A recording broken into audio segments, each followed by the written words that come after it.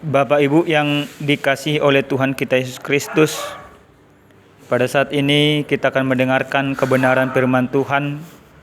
Oleh karena itu kita bersatu dalam doa. Damai sejahtera Allah yang melampaui segala akal dan pikiranmu, itulah yang memelihara hati dan pikiran kita dalam mendengarkan sabda Tuhan. Berfirmanlah Engkau, ya Bapa, karena kami siap mendengarkan firman-Mu. Amin. Adapun kebenaran firman Tuhan yang akan kita dengarkan pada saat ini, yang tertulis dalam kitab Matius pasal 24 ayat 45 sampai dengan ayat yang ke-51. Mari kita baca secara bersama-sama demikian firman Tuhan. Siapakah hamba yang setia dan bijaksana, yang diangkat oleh tuannya atas orang-orangnya untuk memberikan mereka makanan pada waktunya? Berbahagialah hamba yang didapati tuannya melakukan tugasnya itu ketika tuannya itu datang. Aku berkata kepadamu, sesungguhnya tuannya itu akan mengangkat dia menjadi pengawas segala miliknya. Akan tetapi apabila hamba itu jahat dan berkata dalam hatinya, Tuanku tidak datang-datang, lalu ia mulai memukul hamba-hamba lain dan makan minum bersama-sama pemabuk-pemabuk, maka Tuhan hamba itu akan datang pada hari yang tidak disangkakannya dan pada saat yang tidak diketahuinya, dan akan membunuh dia dan membuat dia senasib dengan orang-orang munafik. Di sanalah akan terdapat ratapan dan kertakan gigi. Demikian pembacaan kebenaran firman Tuhan.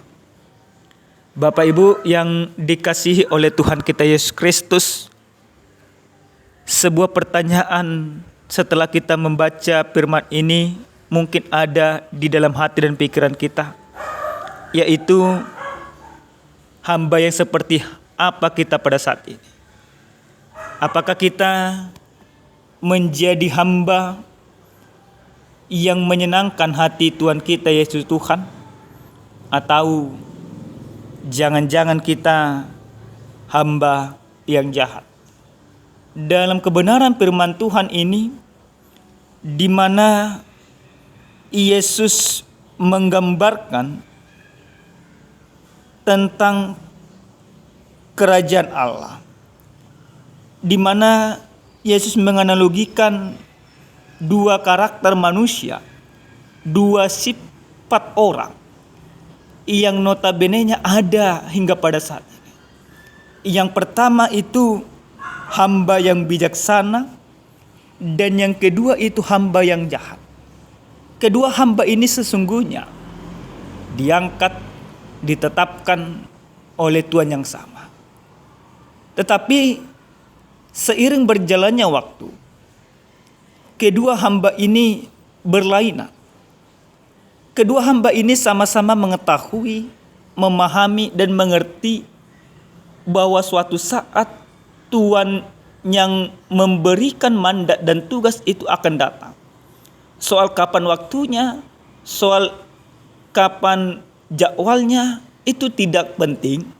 Tetapi satu hal yang pasti, bahwa Tuhan itu pasti datang. Lalu Bapak Ibu yang Tuhan kasihi, dalam firman ini jelas dikatakan siapakah hamba yang setia dan bijaksana yang diangkat oleh tuannya atas orang-orang untuk memberikan mereka makanan pada waktunya. Kalau hamba yang didapati tuannya melakukan tugasnya, melakukan tanggung jawabnya, maka dia juga akan menerima sesuatu yang menyenangkan, sesuatu berkat, sesuatu yang membahagiakan dalam kehidupannya.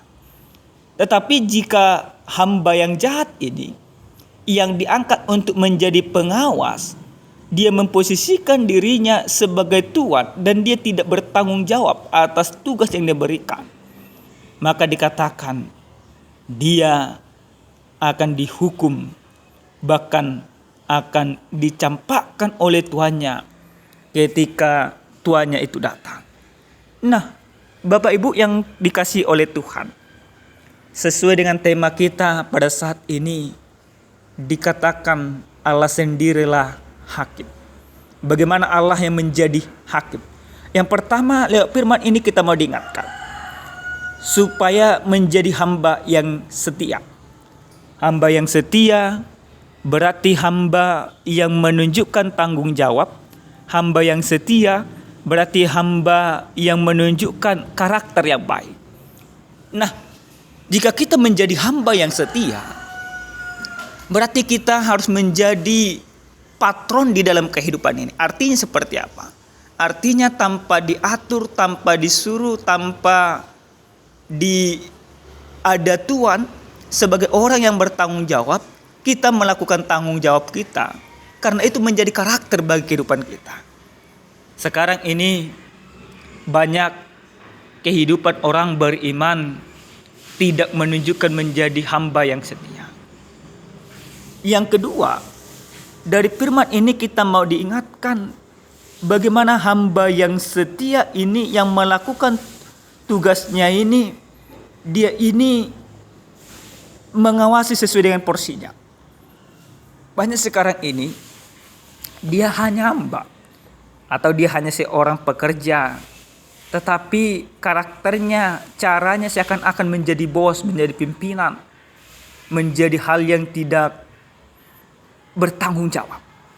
Nah, sebagai orang yang percaya, kita mau diingatkan bagaimana kita menjadikan hidup kita untuk melakukan tanggung jawab yang benar.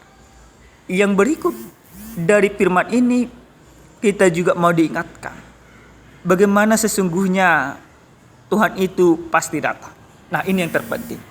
Karena Tuhan itu pasti datang di dalam kehidupan ini, karena Tuhan itu pasti datang untuk bertemu dengan kita. Maka sebelum Tuhan datang, apa yang harus kita persiapkan? Apa yang harus kita lakukan? Apakah kita melakukan hal-hal yang bertentangan dengan kebenaran firman Tuhan? Tapi satu hal yang pasti, karena Tuhan datang, maka kita harus melakukan apa yang diinginkan oleh Tuhan dalam kehidupan kita. Bapak Ibu, mari coba kita pandang di dalam kehidupan ini. Bagaimana karakter-karakter orang yang terjadi. Bagaimana karakter-karakter orang yang bisa kita lihat. Banyak orang sekarang seakan-akan Tuhan tidak datang. Seakan-akan Tuhan tidak ada. Seakan-akan dia menjadi pusat dari segala sesuatu. Dirinya dia lakukan. Namun lewat firman ini kita mau diingatkan. Karena Tuhan itu pasti datang. Nah, Tuhan yang datang, sesungguhnya dia tidak datang lagi membawa sukacita, tetapi dia datang membawa penghakiman. Penghakiman yang memberikan kesengsaraan bagi setiap orang yang tidak percaya kepadanya. Penghakiman yang memberikan penderitaan yang tiada tara. Jangan kita berpikir Bapak Ibu, kita terlena dengan kehidupan ini, Tuhan itu tidak datang. Atau hukuman Tuhan itu tidak ada. Nah, firman ini mengatakan Allah sendiri menjadi hakim. Hakim atas apa? Hakim yang adil dan sangat adil. Enggak ada hakim di dunia ini yang lebih adil daripada Tuhan. Tuhan menghakimi manusia itu sesuai dengan porsinya. Sesuai dengan yang dia lakukan dalam kehidupan. Kalau kita baik, kita benar, kita melakukan kebaikan itu sesuai dengan firman Tuhan. Sebagai hamba yang setia dan bijaksana tadi, maka kedatangan Tuhan akan menjadi sukacita baginya.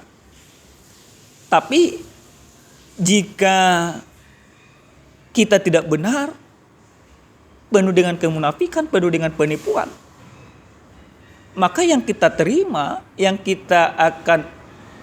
akan Tuhan berikan kepada kita, itu hukuman. Hukuman ketika Tuhan sudah melaksanakan hukumannya, maka tidak ada lagi di sana pengampunan. Maka selagi masih ada kesempatan, selagi masih Tuhan berikan waktu kepada kita, mari menjadi hamba yang benar. Tinggalkan segala kemunafikan dalam kehidupanmu. Supaya apa? Supaya kita berbahagia ketika Tuhan datang. Oleh karena itu, lihat firman ini kita mau diingatkan bagaimana kita menjadi hamba yang setia, hamba yang bijaksana, hamba yang melakukan sesuai dengan kehendak Tuhan dalam kehidupan. Sehingga kita akan bersuka cita bersama dengan Tuhan. Amin. Kita bersatu dalam doa. Terpuji dan termulia nama-Mu ya Tuhan Allah Bapa kami. Allah yang memberkati kehidupan kami. Terima kasih buat firman-Mu yang sudah menyapa kami pada hari ini. Ajar kami untuk hidup benar sebagaimana yang Tuhan inginkan dalam kehidupan kami. Terima kasih Bapa. Dalam nama Yesus kami berdoa dan mengucap syukur hanya kepada-Mu. Amin. Shalom. Salam sehat. Tuhan memberkati kita semua.